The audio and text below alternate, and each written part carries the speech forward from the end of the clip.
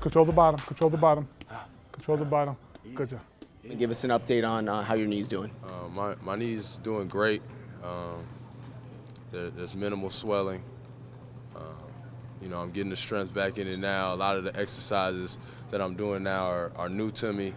We're doing some pretty intense stuff in this first couple weeks. They're just trying to see what I can and can't do. Like I said, my training staff in New York is great. They sent me to Greg out here in Chicago, so he did a great job with me for these last 2 days that I've been with him. And now it's just going to be this weekend, icing it and doing what I usually do with keeping the flexibility of it. And next week we'll be hitting the weights hard.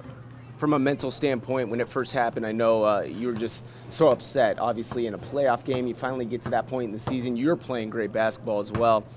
Now that you're at this point, you see the light at the end of the tunnel there. Are you at a different mental standpoint? I don't know about light at the end of the tunnel, but I definitely am blessed to be walking again.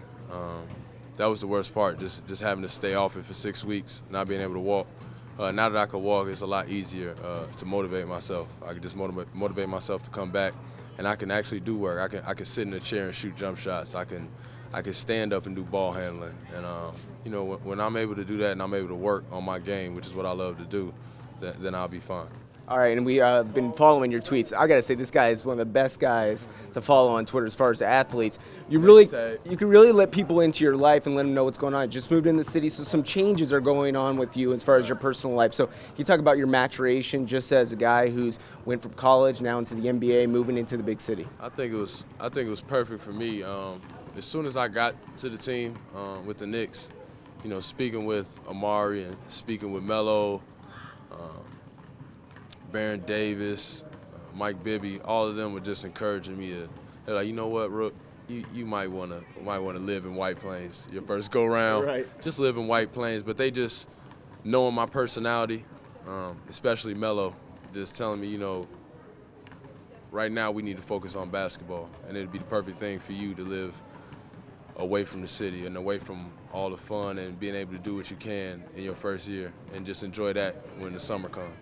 And that was my my mental approach coming into the season.